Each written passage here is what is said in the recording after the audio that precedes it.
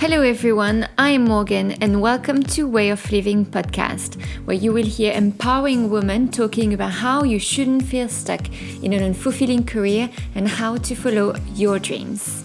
Life is short. Live it to the fullest, and I hope you will feel inspired by their stories. Happy accidents do happen. Selbi started an educative Instagram account a couple of years ago where she built a decent community. When she shared her new hobby of creating wooden figurines, her followers started asking if she could sell them.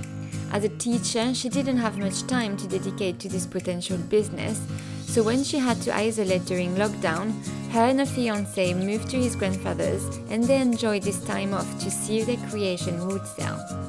Little did they know they were going to sell out very fast, and that growing through play was going to become a business without them expecting it. In this episode, Selbi shares how she already had to deal with copycats. She talks about CE certification, a must-have when dealing with children's toys, and how the pandemic actually took the pressure off. Hi Selbi, how are you? Hi, I'm very well, thank you. How are you? I'm great. Thank you so much for being on the podcast today. Thanks for having me. I'm very excited. I've never been on a podcast before. Well, you see, there is a first for everyone. Yeah. I'm very excited to talk about you today because you started Growing Through Play, and it's a wooden toy company. Well, we can call it a Sure. company. Yeah, it's a Yeah. business. By accident during lockdown, COVID-19, and all of these things. Who knows what are these things, by the way, but never mind. I always ask first to introduce yourself. So if you could do that, and then we jump right in. Of course. So, yes, as you said, my name's Selby, and I guess have a small business called Growing Through Play. And as part of that, I make woodies primarily, which are kind of small wooden figures for small world play for children. Those little wooden toys are, how tall are they? Well, they sit nicely in your hand. They're kind of Oh, hand size, a little bit okay. smaller than hand size. They're I feel quite like good. everyone's gonna look at their hands now and be like, Yeah, they're about the size of not your middle finger, but maybe the other two. okay. But we vary them in height on purpose so that some in the family are a little bit bigger, some are a Mm. little bit smaller. So that children might naturally say that some are mummies or daddies or grown-ups and then some are children. And it depends on the wood as well. Sometimes they're like the set that I've just sold last weekend are really big, like they're really quite bulky, but some are slightly smaller. Yeah. So when you say we, it's because you started the business with Grandpa T? Is that how you call Yeah. him? Yes. So he's not actually my granddad. He's Yeah. my fiance's granddad. But yeah, we make them together. My fiance does help a little bit as well. My and his mum helps, and Nanny Rose helps. So it's totally everyone has a small part to play. But obviously, it's mainly me and Grandad T who actually make them. Yeah, so that's the we. It's just all of us in one way, shape, or form. How did you have this idea? How did it start? So when I started teaching, I made things anyway all the time, and I would go to Grandad T, who's really, really handy with everything kind of woodwork related. Mm. And I would sketch out ideas of things that I wanted to make, things that like I couldn't find for sale or that were too expensive for the classroom that I wanted to source cheaply, and we'd make things together. But the idea really came from forest schools. So forest schools is kind of like a type of provision for children where children go out into the forest and they learn through the outdoors. And a forest school craft that children can do is to make stick people. So you get a small skinny stick and potato peelers, and you can peel off the bark, and you can hand make them in a very, very simple way. So it was really inspired by that. And then I was showing Grandad T, and I was saying maybe we could make a grown-up version, like maybe we could whittle a version. And we started hand whittling, and I used to call them gnomes. And then from there, they became woodies, and the process became much more kind of high tech with much more machinery. And that's kind of how they've evolved. But yeah, the idea was definitely very much from outdoor learning and forest school. Okay, I didn't know that. Yeah, because that's true. We lose our childish mind when we grow up. And I've got a 6 year old, well, she's almost six. And that's true that sometimes she plays with stuff like with rocks and she just can play for hours with those rocks, really playing with them. I'm like, that's so boring. But yes, they Yeah, actually play with sticks. That is yeah. true. But Um, children, it's like that. So it's super open ended. So there's no beginning to the play. There's no end to the play. There's no adult dictating the play. So for her, those stones could be little people or little trolls, or she could be building a road, and she's just like entranced in her own direction. And that's what's nice about kind of open ended resources. They can just be anything. You had your Instagram for a couple of years before this kind of boomed during lockdown, and you Mhm. used your Instagram for more like your teaching resources, and you just showed what you were doing for the kids. And then when you started doing the little gnomes, now woodies, Mhm. you had people asking you if you were going to sell them. How long ago was this when people started asking you? Yeah, so I think let me have a little look actually. So I put a picture up of the first set of kind of gnomes, which look a lot like the Woodies, in September 2019. So it was around then that people started saying like, "Oh, you should sell them. Would you ever sell them? I'd love a set." And I said like, "Oh, maybe. I don't know," but really didn't have the capacity with teaching full time. But I did keep saying to Grandad T, I kept saying, when it gets to Easter holidays, if we haven't done it by then, we have to give it a shot. Unbeknown to me that in February, early March, we go into lockdown. But I did keep saying to him, "Oh, we should do it. It'd be really fun. It'd be a fun project we could do together." Um, but yeah, obviously then lockdown happened, and that was the perfect chance. I'm more vulnerable to COVID, and so is my fiance. So we were kind of isolating for about 6 months, and we isolated at Grandad T's because they had a garden, and we thought at least we can look after each other. And it just came from there. We just were like, do you know what? Let's just do it. I was obviously working full time, but from home, Mm. and I couldn't do anything. I couldn't go anywhere in the evenings. So that's kind of how it happened. When you started doing the little woodies, how did you start selling them? I think I'd made a big chunk. I think I'd made 10 families of woodies. And I took a picture of them and said, like, the time's here, I'm gonna sell these. I bought some boxes and some packaging and some stickers, and I just put them up on Etsy, and then kind of told my Instagram kind of followers about it. And all of the sales come from Instagram really. And then kind of word of mouth through Instagram, and that's how it started. And then more recently I've moved over to my own website. I just thought it was time really. I can have more say over the website, and I can include more information there, but it's all through Instagram really. Did you have a big following on Instagram? I did. I think at that point, I don't know how many exactly, but I did have a good like 5, 6, 7,000 maybe. And it's just kind of grown organically over time. But I did already have like a good community of Following. people there. Oh, wow, that's very good. A lot of people sell on Instagram, but that's true that it's kind of, you need a community, you need a following before you make any money.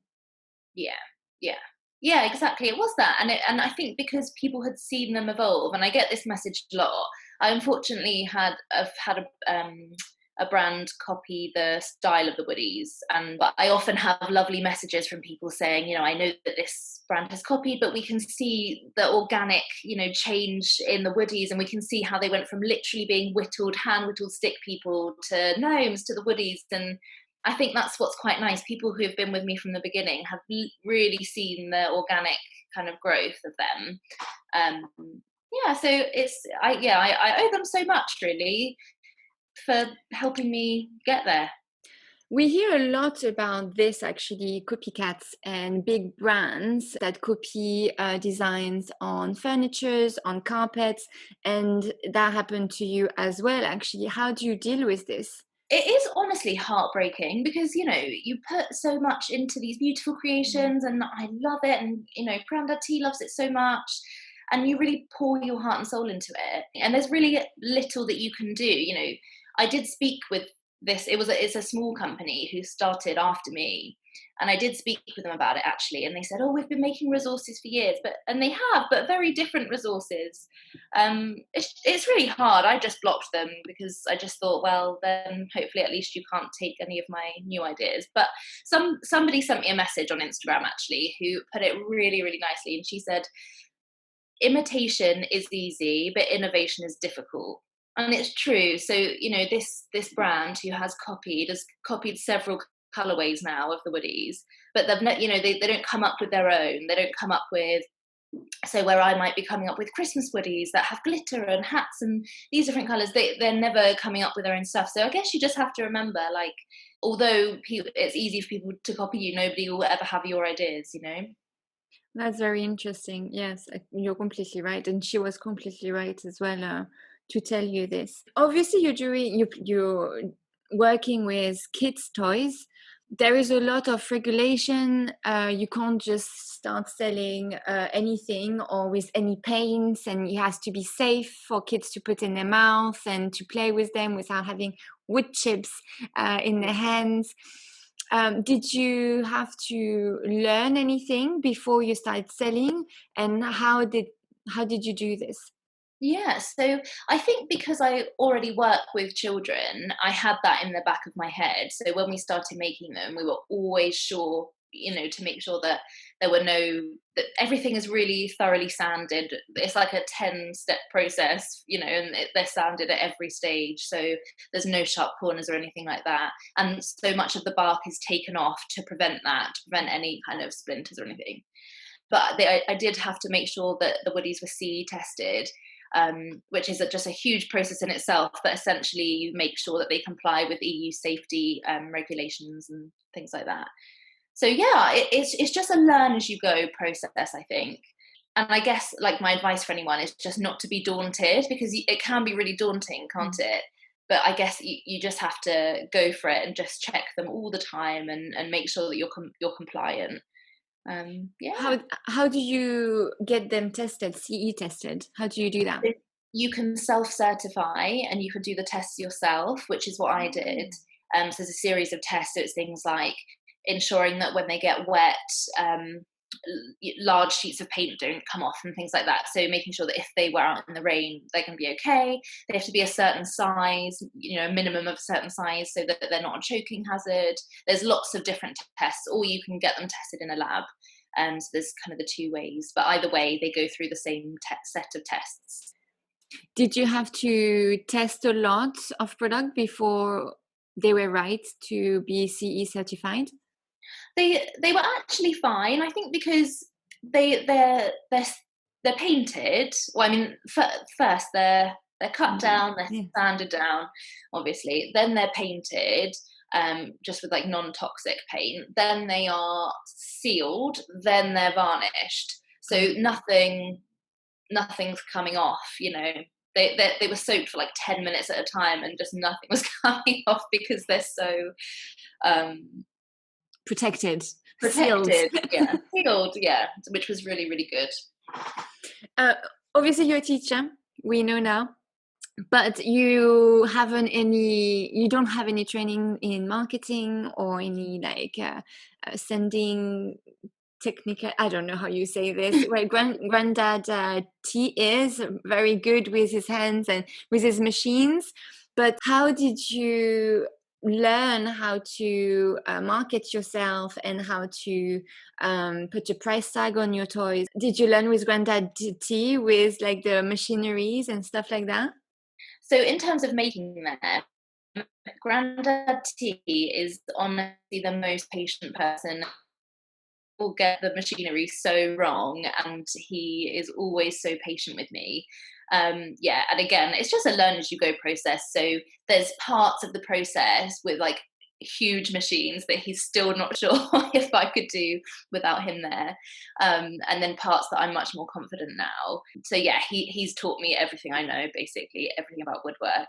And in terms of marketing, it was just kind of like an accident. I never set up this Instagram to sell anything. I actually set it up because I love making stuff for the classroom. So say I was making like pom-poms for the children to count out, and my fiance was just sick of me talking about it. Like he was like, oh my gosh, I don't just want to hear about the things you've made for school all the time. So that's why I set up the Instagram account, just to have a creative outlet really for the things that I was doing and not bore my friends to tears.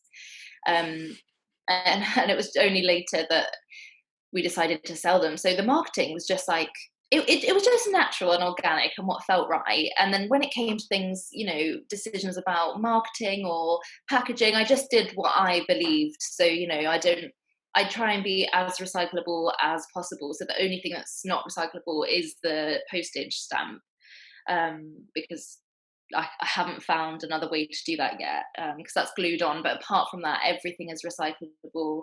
I use string instead of tape, and I use boxes, no plastic or anything like that. It was when I made the first 10 families, I would make, because obviously we're all locked down in the same house, I would make little PowerPoints like, okay, here's 3 options. This is price 1, this is price 2, this is price 3.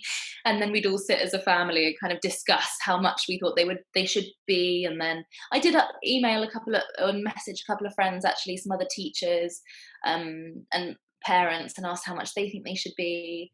But honestly, it was so, I just tried to use kind of my instincts and what I believed in and what I genuinely thought.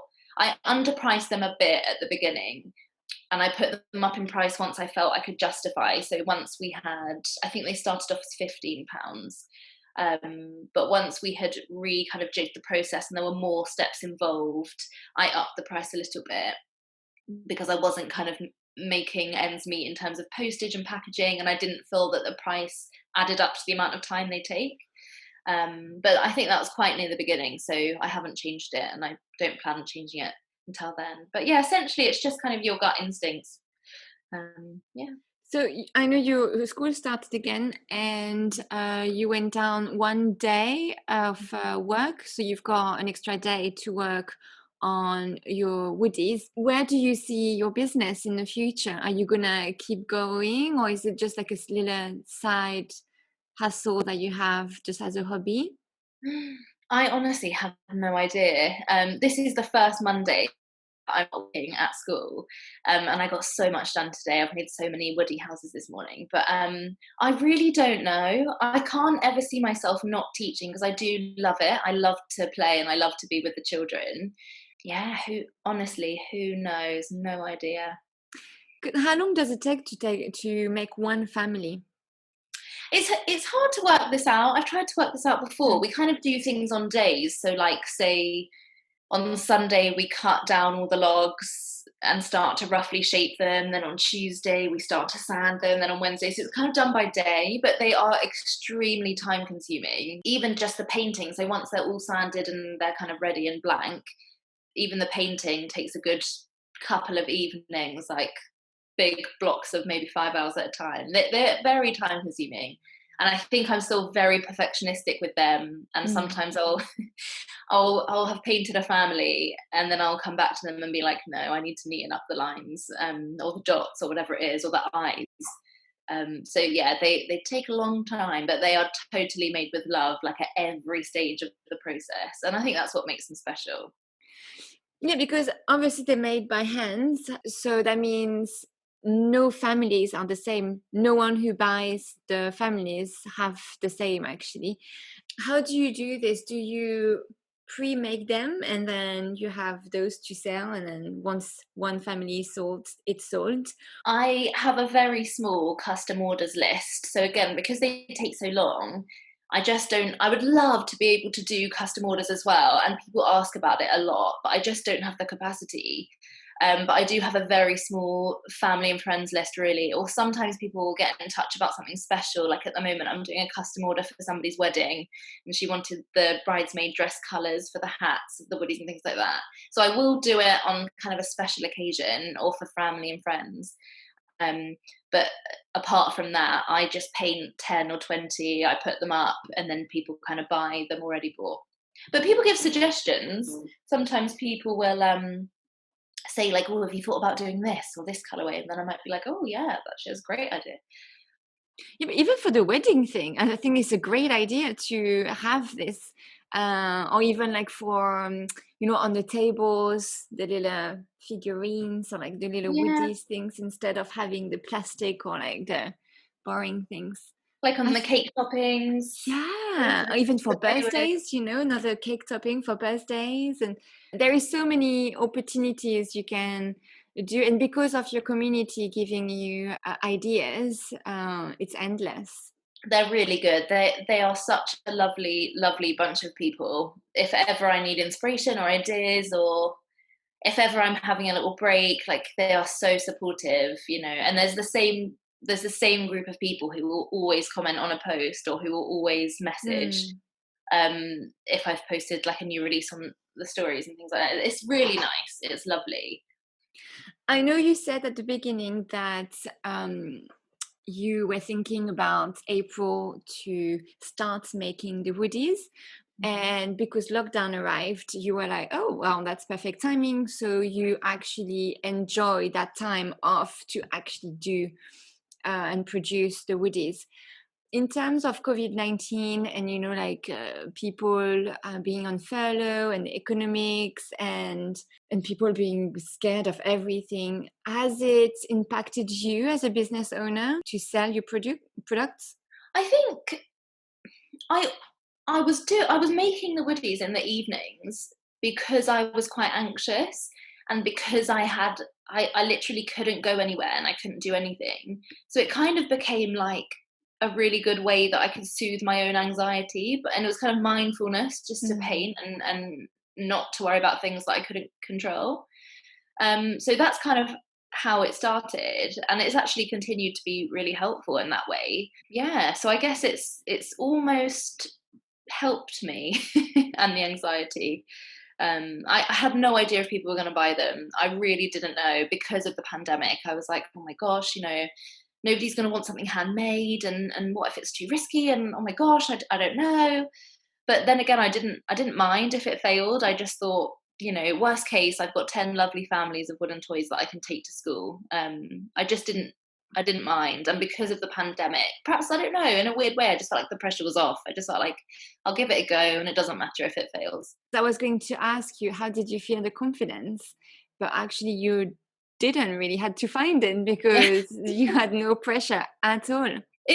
Failure is such a funny thing. I normally, over the summer holidays, I've always worked at least one job, sometimes like two or three. And for the last couple of years, I was a course director for a big university, Russell Group University in London, and I kind of did like a summer school for sixth formers. And this year, so kind of in January, I was interviewed and I didn't get it, and it was the first year, and I'd done it for the last couple of years. And I remember being like, oh no, oh no, like what am I going to do? What am I going to do all summer? And at the time, failure feels so, crap, and you really feel like, oh no, like what did I do wrong? And oh, I should have been able to do that, and oh no. And it's only later, and then I was reflecting this summer holiday and thinking, actually, I'm so glad that I didn't get that, because it would have taken me away from doing the woodies, and I really was able to up production in the summer holiday. So sometimes with the failure thing, it's like it's just fine to fail, and sometimes something better can come along because of it, even though at the time you cannot see that at all. A question I always ask is my guests' views on success. I'm not going to ask you if you feel successful, or you can answer that. But what is your view on success, and where do you see success? That is also such an interesting question. I think when a couple of years ago, I think I would have said like, okay, so earning enough money to be able to buy, my house or this, that, and the other. But I think now that I've got there, my view on success has changed completely. So now success is, for me, is being able to not work on a Monday and just being able to walk the dog in the park and make a nice lunch and have a nice day. So my view has changed completely. I think it's just so personal for each person. But for me, it's just being happy and being able to enjoy yourself. It's little luxuries, like we've just signed up to Oddbox, which is like a delivery service, with like odd fruit and vegetables. And me and my fiance are just so excited about it. It's just for us, You're it's so enjoying. old. I know, honestly, I know. But it's Being just excited. the little luxuries, the little luxuries, and being able to enjoy them No, but is all. even this subscription, it shows how success and how happiness evolves throughout the years and throughout like our needs change. So our success and our views on success changes as well. Because we didn't talk about it, but you're a newly homeowner. Mhm. And that happened during the lockdown as well, or? We bought our first house a couple of years ago. So during lockdown, we converted that to a buy-to-let. So we became landlords to that one, and then we bought Oh. another place. Yeah. So that's a Again, lot as well to take on, the lockdown, which is horrible, especially for you. For 6 months, you had to isolate the new business that completely boomed without you knowing and expecting it, and this new side as well, hustle, which is being landlords yeah. and I think it's a lot to take on. But again, that's kind of a success for you to check. I think to tick boxes is a part of success. You tick boxes and then to the next. Yeah, and I guess I'm lucky as well because I do have my fiance and his whole family, and we're very close knit. So he will kind of take more onus over the landlord stuff and kind of deal with that a little bit more. Where I'll deal with Woody's a bit more, but then he'll help out with Woody's, and I'll help out with the landlord bits as well. So I think having a strong community, as in family or friendship or whatever it is, that is crucial, and I couldn't have done it without them. But I do burn out all the time. Like people say to me, like, "Oh my gosh, I don't know how you do it. You're always so productive." And I say, like, "Don't worry, I have meltdowns all the time." And I think that's normal as well. Just having your little meltdown that you can't cope, and then picking yourself back up. How do you cope with them? I think so. I'm a list maker, so if I'm anxious, I will. Like sometimes I'll wake up at 2 a.m. and I'm just feeling worried. So that's it. I just will make a big list of all the things I need to do. Sometimes I'll delegate some off, sometimes to my fiance, or sometimes it's things I can delegate at work. Sometimes it's things I know I need to do. And then just chunk by chunk rather than letting yourself be overwhelmed by all of the jobs. Yeah, I'm a little bit like that as well, because at least you can see it, Yeah. everything you have to do, what is important, and what is not, but why is it taking so much space in your head? So you have this clarity when you write them down. And then again, this box ticking again. It's kind of like, okay, I've done this, I've done this, I've done this. I can relax. So I completely get that. Thank you so much for all, because that's a good advice, I think, for anyone who is listening, find your way to stop your anxiety at 2 a.m. And thank you so much for sharing your story, which is very amazing because it's a great accident that happened on social media, It's great. A total happy accident. And I know like there are so many problems with social media, and it can be a bad thing, it can be a bad influence. But actually the teaching community and the like kind of mummy community on Instagram is so lovely. And it was just the nicest happy accident. That's the best way to describe it. I wish you all the best, and thank you so much again for being on the podcast today. Thank you so much. Bye. Bye. Voila, that's the end of this episode, and I want to thank Selbi for telling her story. Please share it on your social media, and it might reach someone who will feel inspired to follow their dream, no matter what crazy pandemic we're in. Don't forget, life is short. Live it to the fullest.